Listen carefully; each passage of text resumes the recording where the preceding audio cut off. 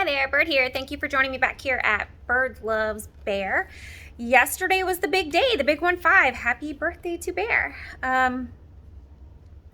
She had a really great weekend. We took her to the aquarium in Chattanooga, Tennessee. Of course, she wants to be a scuba diver and work in an aquarium and have a marine biology degree and all these things that we're crazy proud of. None of us had ever been to that aquarium, so that's where we went on Saturday. And then yesterday was her birthday. She requested homemade strawberry cupcakes, so that's what we had for breakfast. And just watched a bunch of TV as a family, and gifts and cards and flowers and balloons and things. I really want to talk about the card. So when she was 14, I went birthday card shopping for her, of course, and I saw this card and I absolutely fell in love. I thought it was perfect, but it was so close. Let me read you this card. Today on your birthday, I can't help but smile and think back remembering when. I celebrate all you have dreamed and achieved. What a wonderful daughter you've been. I want you to know that I'm proud of your style and your spirit so lively and free. With your kind, gracious heart, it's a joy to imagine the wonderful woman you'll be. That card was almost perfect, but I knew something told me that this year the card would be perfect. Not almost perfect, it would be perfect for this year. So I got her another card that was, of course, appropriate for last year, and I still bought this card. I did give her this card this year, and it absolutely was perfect. So let me kind of break it down. Today on your birthday, I can't help but smile and think back, remembering when. We had a really rough time. I had a really rough time raising Asia. We had really great times. People from the outside looking in thought I was like the world's best mom in the world, always getting credit for being a single hardworking mom and going through college. And she and I spent every day that we could outside. We never ate a meal inside. We picnicked every day. We went on hikes every day. We played outside every day. I sang her to sleep every day. We were in church every day. The doors were open, reading the Bible and singing and dancing and having sleepovers, and we just had all these great times that were important because that quality time means everything to me, and I knew it would mean so much in upbringing of a child. But no matter what I did, I was so far from perfect, and the Bear will be the first to tell you, and I'm fine with that. Both of us were so far from perfect, and we fought so much, and this is why I can smile looking back.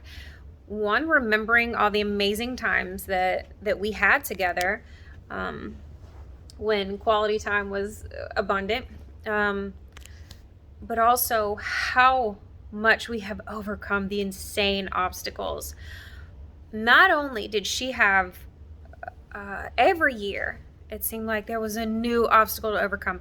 Mental problem, behavioral problem, emotional problem, medical problem, disciplinary problem, school problem, home problem. So just something big, something that I just couldn't let go of, something that I had to work throughout an entire year figuring out how to heal from, discipline, deal with, whatever. That girl put me through the ringer, and apparently I deserved every minute of it. But we both came out stronger for that. So I can smile looking back, not only at the good times, but the just super rough times that we've overcome. I celebrate all you have dreamed and achieved, and what a wonderful daughter you've been.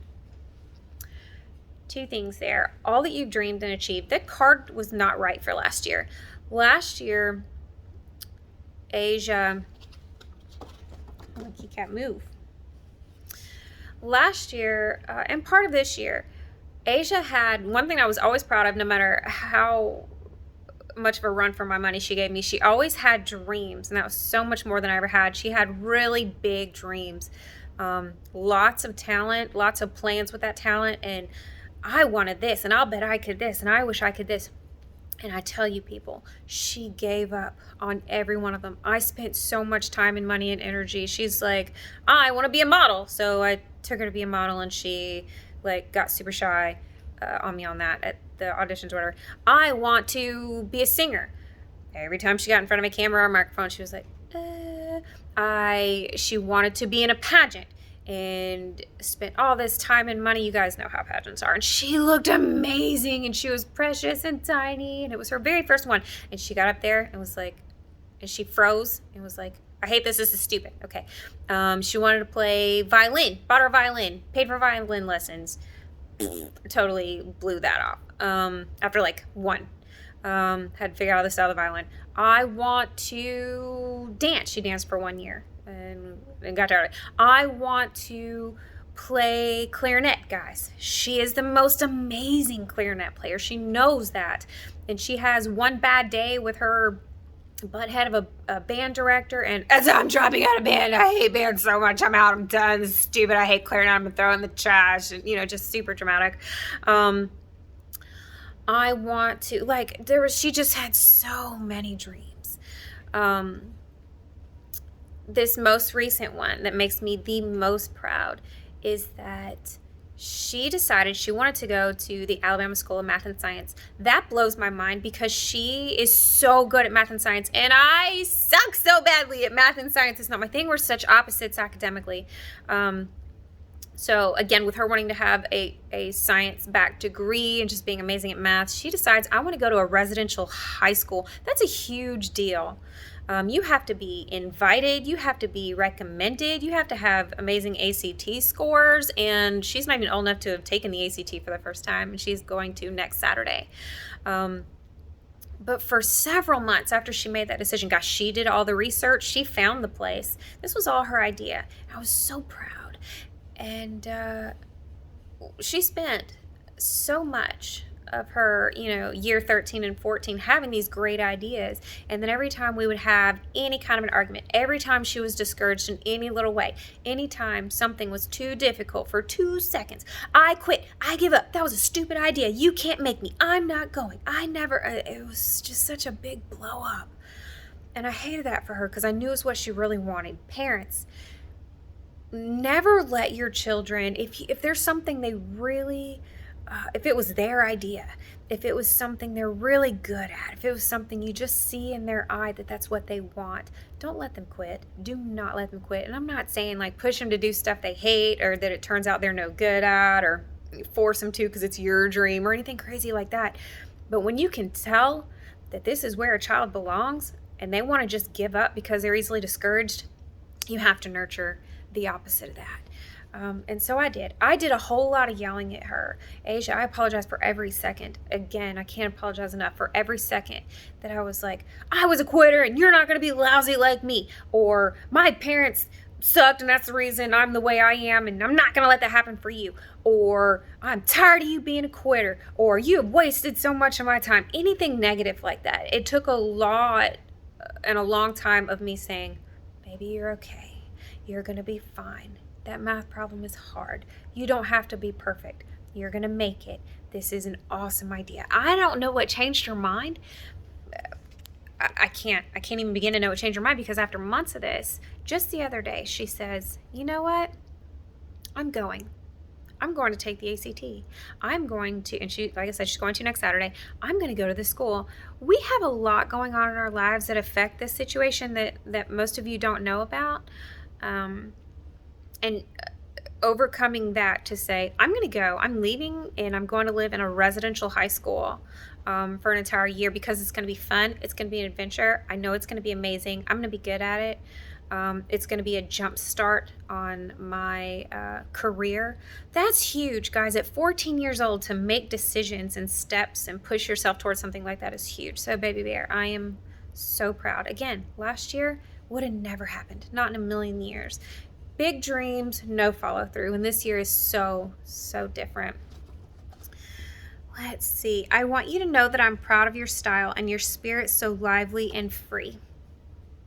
Every bit of that is so true this year. Again, years before, she would have great ideas, great style, great like clothes and hair and makeup and things that she wanted to do and be and read and watch and draw and write and all this. She would have these, again, ideas, good intentions, and she would get all ready and she would do something that made her happy, that she felt good about, and it would take one little snot at school to make fun of her or to say something that she took the wrong way because she's, just easily discouraged. A couple of bad influence because she's easily distracted and influenced. A couple of I don't know, a boy that said something mean that totally changed her mind about, could change who she is and who she wanted to be. She spent so many years just letting people dictate who she was and how she looked and how she acted and how she felt. And this year, finally, after battling it for years, she's surrounded herself with good friends. People I feel, good about her talking to. She's not in any kind of trouble at school. Her behavior's so much better at home, and you can tell when they are just trying to live double lives. We spent the last year or two just fighting about how she acted at home because she wanted to act at home like I don't do anything wrong ever, but always had a poor attitude, and I could never meet her friends, and she stayed in trouble at school, and her grades were down for some reason for the first time ever, stuff like that. And we just don't have any of that this year. And I'm really, really proud to know that I can't hold her hand and babysit her everywhere, but obviously one or both and all three of us are doing something right because everything seems better in her life and you can just see it from miles away. So her style now, people don't really, she's had just about enough of snotty little cheerleaders and popular people and boys who think they're somebody at school dictating how she feels about herself. So not only is she finally seeing a nice boy who we approve of and says things like, you don't need makeup. I wish you'd not put on makeup. There's no reason for that. For my kiddo who wanted to paint her face every day before school to go, you know what, my face is full of zits, but I'm going to school now. I'm going to go be me and do me and have a great day. And maybe I'll look better tomorrow. Love you, bye. And I'm really proud of that she can... she'll walk out the door in a dress when she hadn't shaved, or sandals when her toes aren't perfect. That's just not who she was just last year. She will wear a top model outfit one day and jeans and a t-shirt the next and feel good about herself and know she's just as cool and pretty every single day no matter what.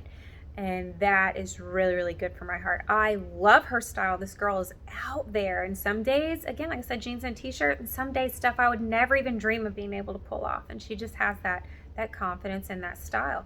You can see it in her art. You can see it in what she chooses to read, what she sings, her diversity, and the things that she likes. She's starting to want to do more sporty things than she did before, more outgoing.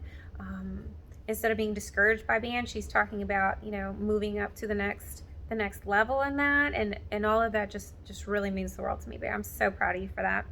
Last part here, second to last, excuse me. With your kind, gracious heart, Grace. I know I've talked about this before. Grace is standalone the most important concept in human history. Of course, theologically, it absolutely is. And because we're only here due to the grace that God shows us daily how badly we screw up and He forgives. Daily how He guides us in the right direction, no matter how hard we are trying and just running toward the wrong direction. But even secularly, grace toward one another, grace toward ourselves, so important. I am the adult and she is the child, and you guys, I can't even impart to you how much grace she has shown me as an adult who knows how important grace is on my own. How many times I have chosen a wrong path, or how many times I have been too harsh or disciplined incorrectly, or been a hypocrite or anything like that. And they're the first person in line to show me grace and accept my grace is the bear. Thank you so much for that. You have no idea how meaningful that is, but how incredibly mature that is for a teenager, for a girl, for a child to act on that level of grace. Ever since she was very, very small, grace has been a leading characteristic for her. And last but not least, it's a joy to imagine the wonderful woman you'll be. Last year, I knew you were going to be a wonderful woman, but it just wasn't. You just weren't there yet. Just weren't there. And that's fine. I never want to rush that, especially at 14. I don't even want to rush that at 15, but I know at 15 I can at least start looking that direction. and know that there is hope, that that you have learned from all that you're beginning to learn from mistakes, that you're beginning to learn from discipline, that that we've been doing something right, and that you are going to be a wonderful woman, no matter how much we've fought about the big and the little. Everything from major character flaws to brushing your teeth and keeping your room clean. Some of those things are small potatoes. Do I still ground you all the time? Do I still have high expectations? Absolutely. But please know that I know that those things are small potatoes. Keeping your room clean and saying ma'am is and bringing home good grades on your report card and not lying about, picking up your dirty clothes. Yeah, those are big things. But small compared to how things could be and how bad some parents and some children have it. I really am so blessed, and you are an amazing girl. And never let me or yourself or anyone else let you think for even 2 seconds that you are not. So today, I'm going to add to your lullaby collection the song People. I'm not even gonna say if you remember, I know that you remember. That when I first sang you the song People, I think I told you it was from a musical that I watched when I was younger, because I always loved musicals. I know you weren't interested in the least, but the movie Funny Girl, and Barbra Streisand sang the song People. You couldn't have cared less, but you fell in love with the song. And from there on out, whether we only had time for one song, or we were about to fall asleep, or if we had time for 10 songs and I just asked what you wanted to hear first, it was always People, Mommy, sing People, sing People. Or if I hadn't sang to you in a long time for whatever reason and I asked, what do you want to hear? It was always People, sing People, Mommy, sing People. If you also remember, just a quick, cute, neat memory to keep in your bank, is that when we started singing the song, this was also the time that you decided you wanted to start learning German. So we had a little bit less time to sing at night, because we would always either read Bible or read German. And every time I laid in bed with you and we read something, we ended up falling asleep. So we didn't always have time for a whole lot of songs, but people is always a priority for you. So today, I'm going to add that one to your list. Let me sit up straight. People who need people are the luckiest people in the world. We're children needing other children, and yet letting a grown-up bride hide all the need inside, acting more like children than children. Lovers are very special people. They're the luckiest people in the world. With one person, one very special person, a feeling deep in your soul. Once you were half, now you're whole. No more hunger and thirst, but first be a person who needs people. People who